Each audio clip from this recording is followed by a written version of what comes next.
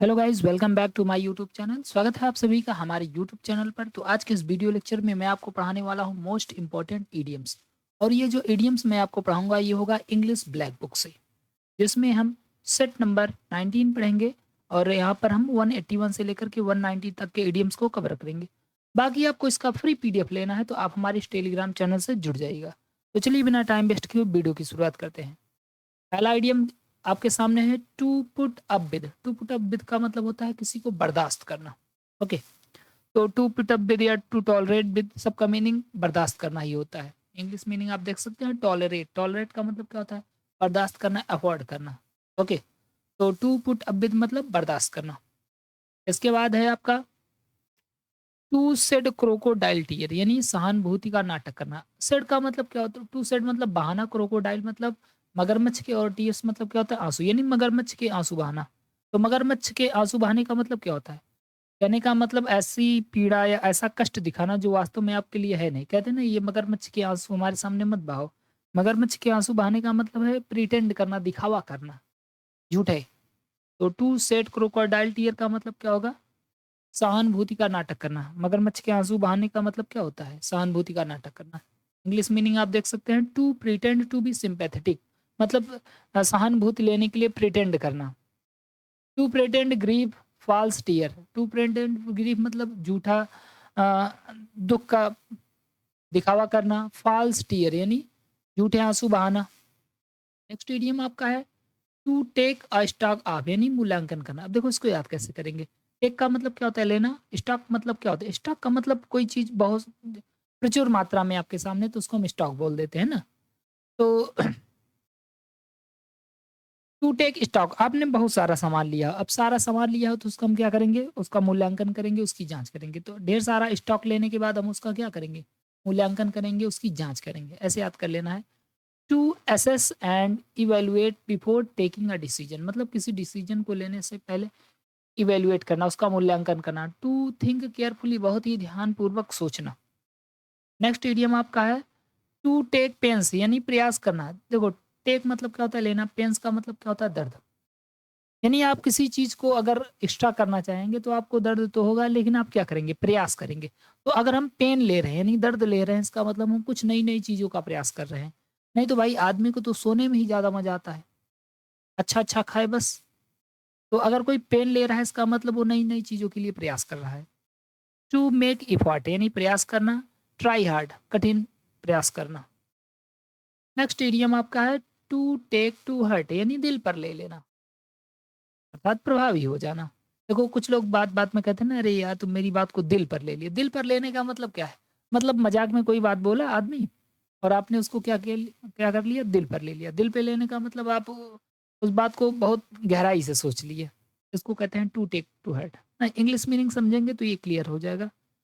To grieve over, to be greatly affected मतलब बहुत ज़्यादा अफेक्ट हो जाना, प्रभावित हो जाना। To consider something very seriously, किसी चीज़ को बहुत गंभीर रूप से कंसीडर करना यानी विचार करना।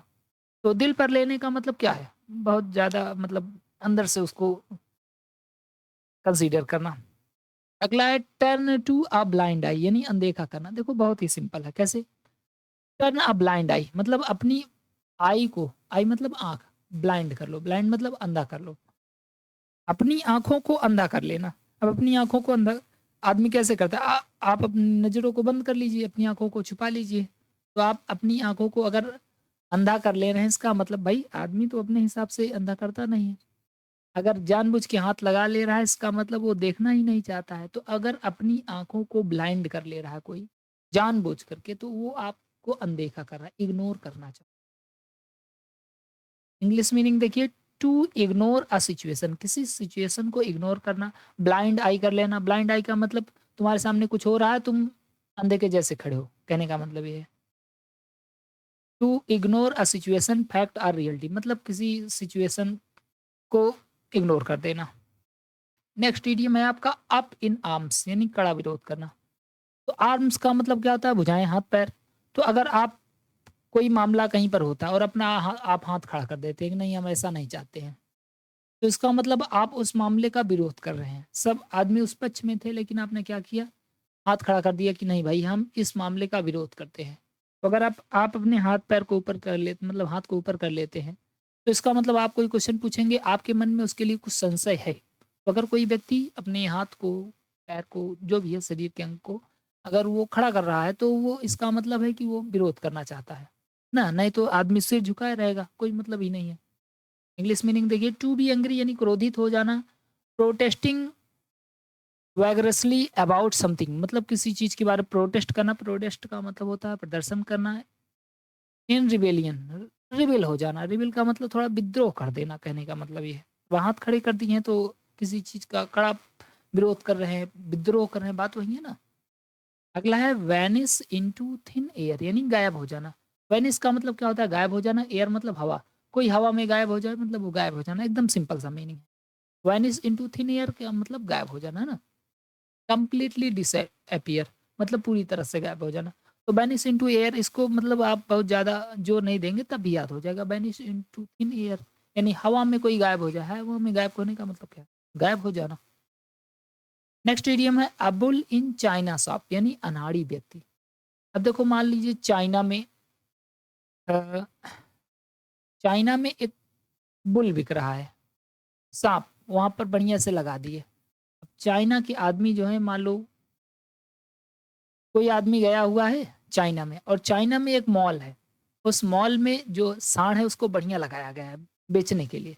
हमारे यहाँ क्या करते हैं, बागों में लगाया जाता है जानवरों को बेचने के लिए, और चाइना में क्या बढ़िया एकदम, कहने का मतलब है खूब बड़ा सा मॉल है, और उस मॉल के अंदर किस क्या चीज बेचा जा रहा है, बुल बेचा जा रहा है।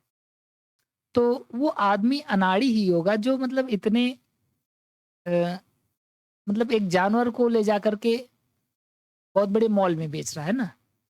इसका मतलब यही होगा कि आपने चाइना में क्या देखा, एक बुल देखा, और वो बुल कहाँ पर था, शॉप में था, दुकान में था, उसको दुकान में बढ़िया एकदम बेचा जा रहा था। तो ऐसा कौन करेंगे, जो अनाड़ी लोग होंगे वही करेंगे ना। इंग्लिश मीनिंग देखिए, एन एक्सट्रीमली अवेकेंड मतलब एकदम अवेकेंड टाइप का, sorry acquired. Clumsy person, clumsy का मतलब क्या होता है, मूर्ख भद्दा टाइप का। Clumsy person in a delicate situation मतलब एक नाजुक सी परिस्थिति में कोई अनाड़ी सा व्यक्ति। और लास्ट इडियम है आपका अ कैरेट एंड स्टिक अप्रोच यानी साम दाम दंड भेद, कहने का मतलब हर प्रकार की नीति को अपनाना।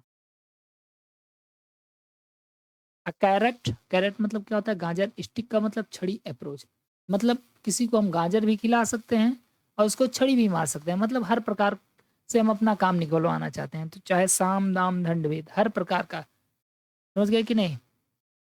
Carat carat carrot and stick approach का मतलब क्या हो जाएगा, साम दाम दंड भेद। कैरेट भी खिला सकते हैं और जरूरत पड़ने पर क्या उसको डंडे से भी मार सकते हैं, कहने का मतलब हम हर प्रकार की सिचुएशन को यहाँ पर समझ सकते हैं। रिवार्ड एंड पनिशमेंट मतलब कैरेट भी दे रहा है, कैरेट भी दे सकता है, स्टिक भी दे सकता है, तो यही रिवार्ड भी है और पनिशमेंट, दोनों चीजें हो सकती है। दैट इन्फ्लुएंस समवंस बिहेवियर जो किसी के बिहेवियर को प्रभावित करे। तो गाइज अगर आपको ये वीडियो पसंद आए तो प्लीज़ वीडियो को लाइक करें, नए हो तो चैनल को जरूर सब्सक्राइब करें। बाकी आपको इसका पीडीएफ लेना है तो हमारे टेलीग्राम चैनल से जुड़ जाएगा। थैंक यू सो मच, जय हिंद जय भारत।